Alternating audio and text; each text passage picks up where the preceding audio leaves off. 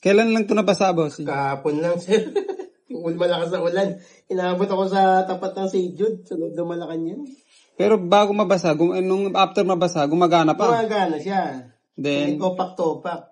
May time na gagamit ko pa nga na betting sa kasi okay pa siya eh. Tapos minsan gumagana yung screen, tapos nagiging ganyan na.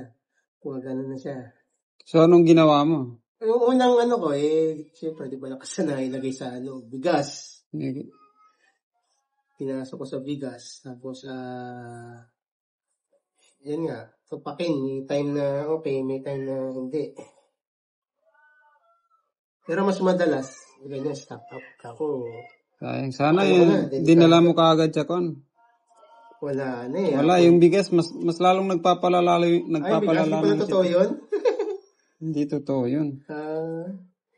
Wala eh. Hapon na rin kasi yung galing ako dito. Walang tao. Sakto, din ako inabot. Noon na kasi yung gilid niya, kung mapapansin mo. Isang malinaw na pong halimbawa, itong cellphone ni Sir, sa napakaraming same history na ginagawa ng aming mga kliyente sa kanilang mga cellphone. Kapag nahulog o nababad sa tubig, ay inilulublob nila sa bigas.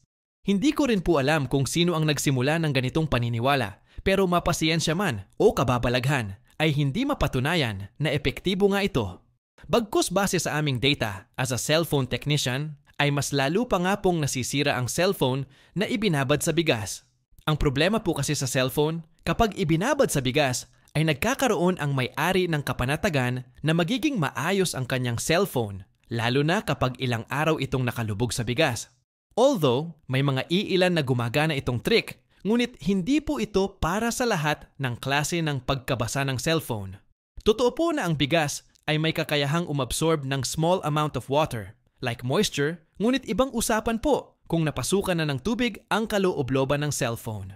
Kapag po nakapasok ang tubig sa mga component ng cellphone, especially po sa kanyang power circuit, ay dito na po magsisimula ang pagkasunog ng mga component. The more po na tumagal ang short circuit sa motherboard, ay the more po na mas maraming masisira.